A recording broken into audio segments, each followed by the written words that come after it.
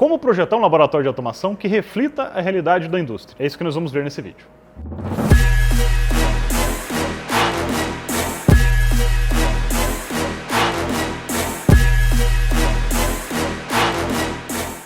Olá, eu sou o Domingos da Exto. Nesse vídeo a gente vai discutir de forma bastante prática como dimensionar, como projetar um laboratório de automação que reflita a realidade industrial. No vídeo anterior, a gente tratou de como o laboratório pode refletir a realidade industrial olhando para teorias de como deve ser organizado o sistema de automação. Nesse vídeo a gente vai estar olhando de forma mais específica, como é que eu organizo isso na prática em termos de que tipos de kits e como eles devem ser organizados, e uma série de dicas de como dimensionar e como projetar esse laboratório. Bom, agora falando então do projeto ou de uma proposta de projeto para um laboratório de automação, Então, por que projeto, antes de mais nada? Como a gente viu, a gente enxerga o laboratório de automação como algo que deve refletir a realidade da indústria. E da mesma maneira que uma automação na indústria não é feita simplesmente juntando partes aleatoriamente, mas parte de um projeto, parte de uma estrutura lógica, o laboratório de automação, talvez mais do que qualquer outro laboratório, deva partir de um projeto que tem um nível de integração, que tem um nível de interação entre as suas partes. Por isso que eu vou pensar aqui enquanto projeto. Então, mais do que especificar o equipamento A ou o equipamento B, o que eu quero provocar aqui é a discussão de pensar se esse laboratório foi pensado como um todo, assim como uma automação é pensada como um todo. É claro que deve existir flexibilidade. Na indústria, obviamente, existem sistemas legados que a gente vai ter que conseguir carregar, do mesmo jeito que, de repente, já tem alguns kits no laboratório que não se integram totalmente nessa ideia que a gente está propondo, e assim como a gente tem que pensar que no futuro vai haver expansões. Então, planejar não quer dizer fazer uma coisa fechada, Não estou falando de fazer um escopo fechado e imutável. Eu estou falando de planejar algo que, inclusive, preveja receber informações do sistema legado e significa também possibilidade de expansão. Bom, então olhando para os três níveis que mais nos interessam aí, que é o nível de processo, que é o 0, nível 1, sensores e atuadores, nível 2, controle e supervisão, a nossa visão didática da Exto, mas que a gente pode até olhar para outros fabricantes que talvez vão enxergar um pouco dessa maneira, mas a gente propositalmente organiza as coisas partindo desse critério. A gente entende que existem três tipos de equipamentos didáticos. Eu vou chamar aqui de kit aquele equipamento que é mais focado em uma única tecnologia, em algum único tema, em uma única disciplina do curso, podemos dizer assim. Então é o kit mais delimitado. No outro extremo eu vou chamar de planta um kit, um equipamento didático, que vai englobar diversas tecnologias. Olhando aqui para o laboratório de automação, ele deveria ser um kit que completasse todos esses três níveis, nível 0, 1 e 2, todos eles estão presentes naquele kit. Então, ele tem uma natureza multidisciplinar. E eu vou chamar de estação uma coisa intermediária, que seria um equipamento didático que ele já é um pouco mais multidisciplinar, ele já mistura um pouco as disciplinas, mas não tanto quanto uma planta. Ele vai ter um enfoque, vai permitir trabalhar aí um processo mais próximo do real, portanto ele permite aplicações, projetos um pouco mais elaborados do que um kit estanque. E, de forma alguma, ele exclui o kit, porque, na verdade, na nossa visão, ele é complementar a outros kits. Na verdade, até por uma questão econômica, ele é feito para trabalhar junto com outros equipamentos de uma forma flexível e não conter todos os conteúdos. Então, a gente usa essa ideia, tentando dar exemplos na prática aqui. Quando eu penso num kit de sensores como esse da figura, ele basicamente tem um conjunto de sensores onde eu vou conhecer a tecnologia de sensores, ponto. Eu não trato de atuadores, eu não trato de controle, eu não estou tratando de nenhum outro tema no seu tema sensores. Por outro lado, ao tratar de sensores, a gente trata uma diversidade maior de sensores, pensando em todas as possíveis aplicações, mesmo sem estar aplicando diretamente numa aplicação real, neste caso. Um outro nível, no outro extremo, como eu falei, a gente pode pensar numa planta, No caso aqui é uma planta de processo de manufatura. Nessa planta eu já tenho diversos sensores, talvez não tanto quanto o kit de sensores, mas os sensores necessários para um processo. Eu tenho atuadores, no caso, atuadores elétricos e atuadores pneumáticos, e eu tenho um processo, Eu consigo criar ali uma simulação industrial, onde eu vou fazer uma separação de material, vou alimentar essa esteira, vou tirar dado da esteira, vou fazer algum tipo de paletização. Então aqui eu já tenho uma simulação de processo, e essa simulação de processo, ela é aplicada, né? E ao ser aplicada, ela usa tecnologias aplicadas à realização daquelas tarefas que ela permite. Essa planta também é equipada com todos os sistemas de automação. Então eu tenho aqui inversor de frequência, eu tenho um PLC, eu tenho uma IHM, eu tenho supervisório, né? Todas essas tecnologias de controle, que seriam camada 2, né? O nível 2, elas estão presentes nessa planta, então ela faz aquela escadinha toda lá, processos, sensores atuadores, controle de supervisão.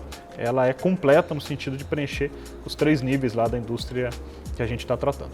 E, como forma intermediária, a gente tem uma estação, no caso aqui uma estação que a gente chama de estação de manufatura ou esteira transportadora, né? Ela tem um conjunto de sensores, ela tem também já atuadores e ela tem um processo viável ali. Ela permite a separação de peças dentro de uma esteira através de vários critérios que podem ser propostos. Então ela não está estanque num assunto só sensores. Ela já trabalha sensores e atuadores. Mas ela não contém os equipamentos voltados para controle, né? A parte de controle e supervisão teria que ser complementada por um outro kit, aí sim um kit de controle e supervisão, ou popularmente chamado de kit de PLC, mas precisaria complementar essa estação, né? Então, dessa maneira, a gente pensa que consegue entender ou consegue modelar todas as possibilidades ali de configuração para a gente conseguir tratar um laboratório de automação de uma maneira mais completa possível.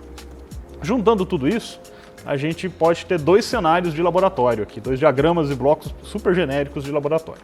O primeiro deles é um laboratório onde eu vou ter, no nível 2, o coração do laboratório de automação, que seria um kit de controle e supervisão ou um kit de PLC. Por que eu estou chamando de kit de controle e supervisão? Porque para estar coerente com isso que a gente está falando e estar coerente com a norma ISO 95, consequentemente coerente com a necessidade do mercado, a gente deve pensar que um kit de PLC não é só programação de PLC. O kit de PLC deveria contemplar o PLC, deveria contemplar minimamente uma IHM, muito desejavelmente também supervisório, né? Um sistema SCADA, né? Através desses 3 elementos eu estou falando controle e supervisão.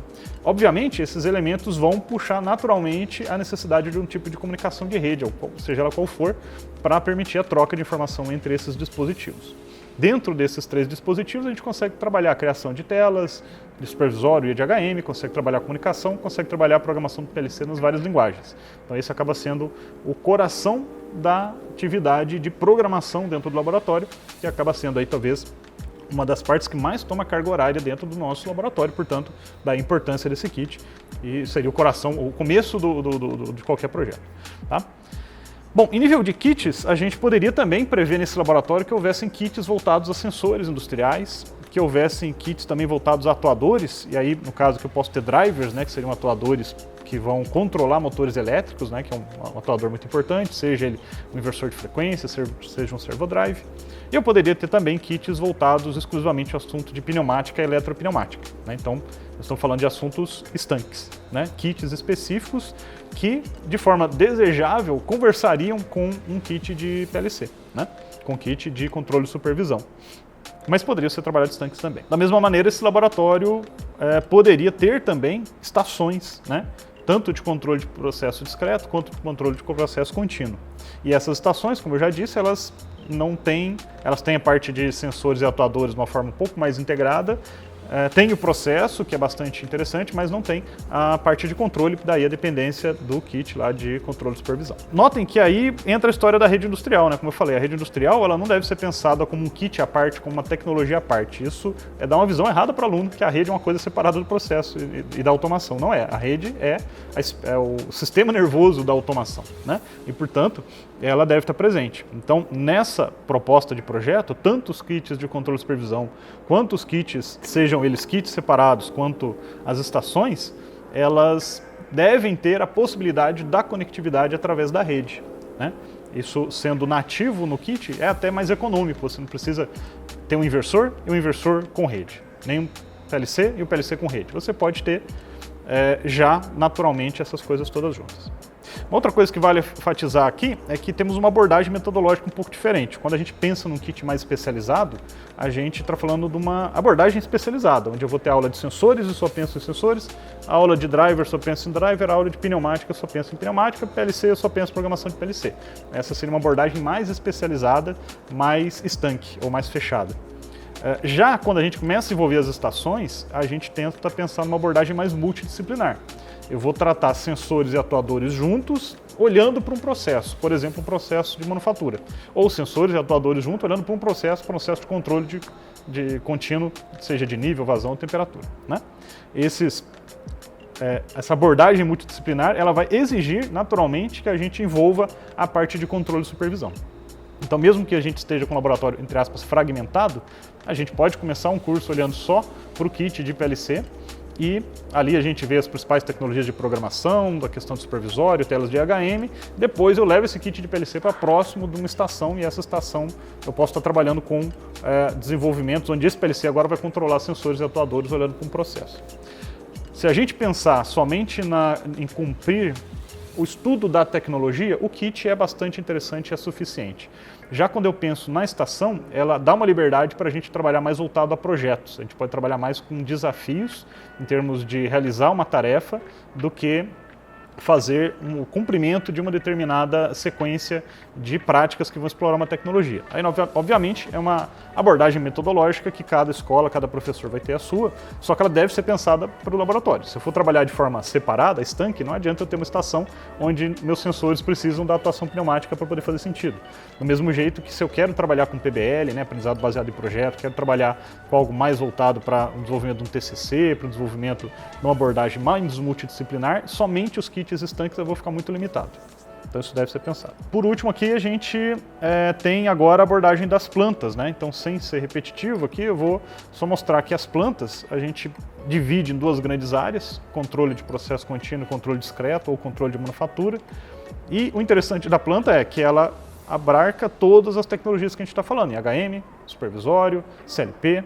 Ela tem também os sensores e atuadores, aí obviamente aí tem uma grande divisão, né? Os DICs de processo contínuo e de processo discreto são sensores e atuadores diferentes, não são os mesmos dispositivos, né? Assim como drivers e eletropneumáticas, se for o caso. E por fim nós temos o processo, que são obviamente diferentes, né? Um processo, por exemplo, de controle de nível, vazão e temperatura, que é típico do processo contínuo, é totalmente diferente de um processo, por exemplo, de separação ou montagem, que é um processo discreto, né? Importante é que a planta engloba tudo isso e, de forma muito desejável, essa planta deve também conter as tecnologias de rede, né? Então, a planta já é um equipamento mais completo. Deixar de fora a parte de rede industrial não faz sentido. Na verdade, seria um pequeno... O custo adicional é muito pequeno para poder trazer essa tecnologia, né? Então, quando a gente, aqui na Exto, pensa numa planta, a gente pensa já em inserir as tecnologias de rede ali, seja as redes Control Bus ou Field Bus, para poder já integrar isso dentro desse contexto que reflita, de fato, um ambiente industrial. Bom, agora algumas questões, então. Como projetar um laboratório? Eu vou colocar aqui uma sequência de coisas só para se ter em mente ao pensar num laboratório, né? Seja para projetar um laboratório, seja para reformular um laboratório. Uma pergunta importante é quantos alunos fazem parte desse laboratório, ele deverá atender turmas de que tamanho, né? E como esses alunos são agrupados. Então, dependendo da instituição, a gente vai encontrar agrupamentos de 2 alunos, 3 alunos, até no máximo 4 alunos por extração de trabalho, né? Obviamente, se eu estou falando de um kit como um kit de PLC, né? Ou um kit de controle de supervisão, 2 alunos funciona bem, 3 alunos talvez fosse um limite, né? Mas se a gente pensar numa planta de processo, essa planta pode ser trabalhada por um grupo maior, sei lá, 5, 6 alunos talvez, né? Então, essa pergunta de quantos alunos e como é que eles estão distribuídos é fundamental para a gente pensar em dimensionar o sistema. Não necessariamente precisaria de ter um kit para cada grupo de aluno, né? Então, alguns temas, vamos pensar, por exemplo, drivers. Eu poderia ter um conjunto lá de inversores e servodrivers, de maneira que para cada 2 grupos de aluno houvesse um kit de cada um desses, e faria de forma intercalada, né? Então, é necessário fazer essa engenharia, esse dimensionamento. Uma outra pergunta importante: quais metodologias que a gente adota nesse laboratório? Elas vão ser metodologias mais tradicionais, no sentido de trabalhar de forma mais separada, assunto por assunto? Serão metodologias como, por exemplo, Flipped Classroom, né, que é a sala de aula invertida, ou PBL, que são metodologias mais ativas? Essa pergunta vai dizer para a gente se a gente vai ter maior ênfase em kits isolados ou se a gente vai pensar mais em estações que dê mais liberdade de realização de projeto. Um terceiro ponto que tem muito a ver com isso que a gente acabou de tratar, é a abordagem. Se é uma abordagem mais especializada, o laboratório serve uma única disciplina, né? Então eu tenho o laboratório da disciplina específica, eu só vou trabalhar aquele tema, sensores, por exemplo. Ou se esse laboratório ele pode ser, por exemplo, como tem acontecido muito, projetos integradores, né? Que vão necessariamente levar à integração de várias disciplinas teóricas dentro de um projeto prático só, né?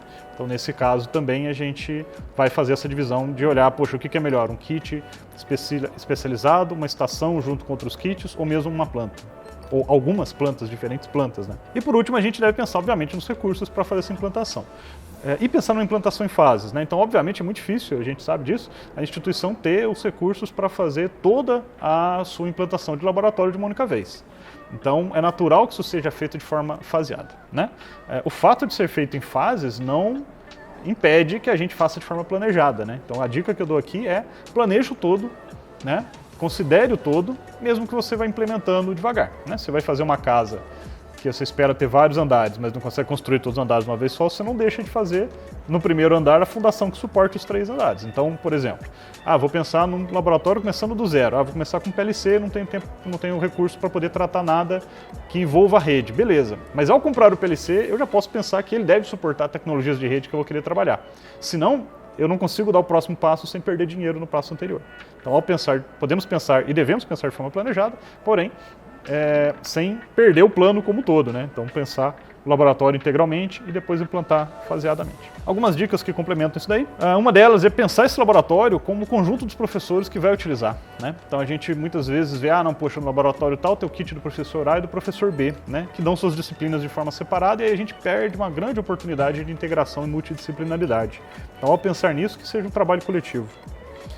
Pensar nas metodologias, é possível combinar as metodologias mais especializadas com metodologias mais multidisciplinares, então posso começar um curso tratando de forma separada programação de PLC, sensores, pneumática, e em algum momento eu tenho um projeto de automação que vai envolver o PLC controlando os sensores e atuadores pneumáticos para realizar uma tarefa. Então, é possível trabalhar de forma combinada.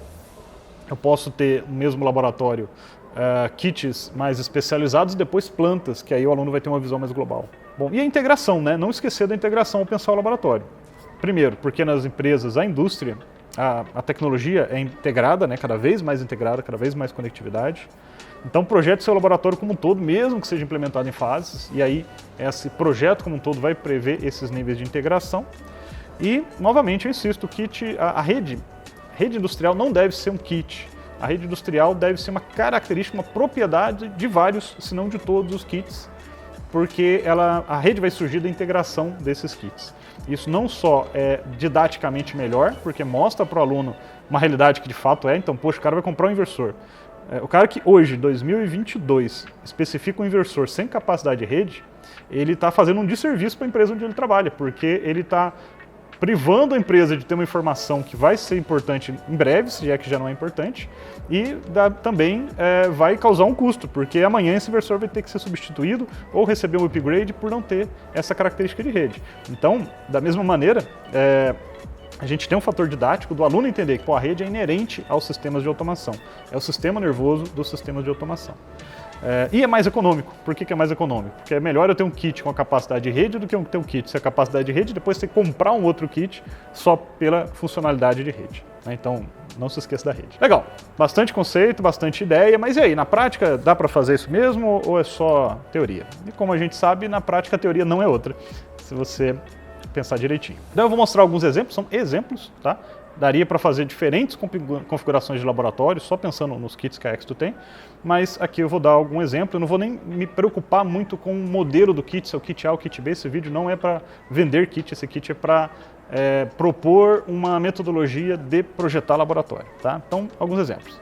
Então, por exemplo, primeiro um exemplo mais especializado, onde a gente poderia ter, por exemplo, um laboratório onde eu tenho kits de controle e supervisão, eu tenho kits ou estações de controle discreto, estações de controle contínuo, né, que são 2 temas interessantes. Eu tenho também a parte de drivers e como é que eu organizei isso daqui. A gente primeiro, definiu aqui, esse exemplo aqui eu estou usando 4 kits, talvez seja um laboratório para 8 alunos, né? Um laboratório típico, aí muito comum ter 16 alunos, 2 por bancada, a gente poderia dobrar essa configuração. Então, o que eu tenho aqui? Eu tenho um kit de controle de supervisão, esse kit é composto de PLC e HM, ele já tem também aqui uma suíte simples que faz a conexão de PLC e HM nesse nível, e acompanharia ele também aqui uma licença de software supervisório, né? Então, em termos de controle de supervisão, eu consigo criar 4 bancadas de controle de supervisão. Beleza, preciso agora ter 4 bancadas de tudo para baixo? Não, eu posso trabalhar de uma maneira um pouco mais otimizada, até por conta dos recursos, aí obviamente vai depender do que a escola pode ou não investir naquele momento. Né? Então, agora lá embaixo, o que eu coloquei? Eu coloquei aqui kits de driver, kit de inversor de frequência e um kit de servo drive, servo motor. Novamente, eu poderia pegar só um kit de inversor de frequência e falar só do assunto inversor de frequência. Mas nesse caso, a minha proposição é um kit de inversor de frequência que tenha o suporte a uma tecnologia de rede. Né? Então, nesse meu exemplo aqui, o meu kit de inversor de frequência tem suporte à rede aqui, no caso, olhando para os dispositivos que estão aqui, é tudo Profinet. Tá? Então, meu PLC tem comunicação Profinet, meu IHM tem comunicação Profinet, eu coloco o inversor com comunicação Profinet, eu coloco um servo drive com Profinet.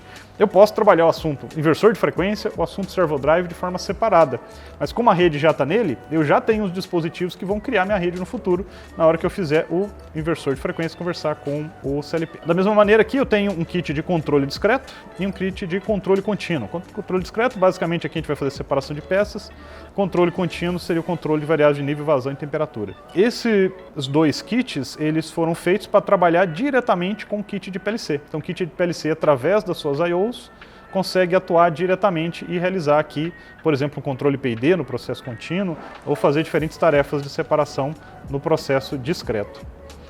Porém, se eu agregar esse laboratório um outro kitzinho aqui, que são remotas de I/O, né? E esse kit de remotas de I/O foi pensado, obviamente, para isso, ele tem uma quantidade, uma variedade de remotas que permite controlar esse meu tanque de nível, vazão e temperatura ou a minha esteira de manufatura. Né? Então, o kit de I/O ele serve primeiro como um elemento importante da minha rede. Eu vou falar de redes, eu vou falar de remotas de I/O. Já vou integrar tudo isso via Profinet com os kits de controle de supervisão. E depois eu uso esse mesmo kit para, através da rede, fazer os CLPs controlarem os kits de controle discreto ou controle contínuo. Né? Então eu consigo criar um ambiente que, uma vez montado, né, a gente tem toda uma variedade. E notem que eu não preciso ter tantos kits, eu gostaria que vocês tivessem um kit para cada bancada, claro. Mas na medida com que os recursos são limitados, a gente não precisa ter tantos kits, ainda mais quando eu trabalho com a rede, né? Porque uma vez que esse elemento está na rede, qualquer uma das bancadas que tem o kit de controle de supervisão pode controlar essa remota de rede. Então dá para fazer, sem literalmente mudar um fio de lugar, dá para fazer um intercalamento aí das turmas que vão acessar. Então aqui é um exemplo de um laboratório que faz essa integração. No meio desse laboratório eu tenho o quê? Eu tenho uma suíte gerenciável, uma suíte industrial gerenciável. Gerenciável porque a gente já começa a envolver tecnologias do que eu chamei de rede da planta, né? A gente já começa a falar em VLAN, em segmentação de rede, conceitos ligados, já começando os conceitos de cibersegurança. E, novamente, eu não vou colocar aqui uma suíte comercial, né? Porque, pelo amor de Deus, não coloque uma suíte comercial. Por quê? Eu vou estar falando para o meu aluno que eu vou lá no chão de fábrica colocar uma suíte comercial e ela vai dar conta. Ela não vai dar conta, ela vai dar pau. Porque ela não foi desenvolvida e não foi certificada para trabalhar no ambiente industrial. Então, se o meu laboratório é um laboratório de automação, eu devo pensar num dispositivo de rede voltado para contexto de automação. Então, por isso que a minha suíte é uma suíte gerenciável industrial. Né? Vai lá no trilho DIN, alimentação 24 volts, e aí eu tenho, de fato, algo que eu poderia chamar de planta ou de rede industrial, fazendo toda essa integração aqui. Esse é um exemplo.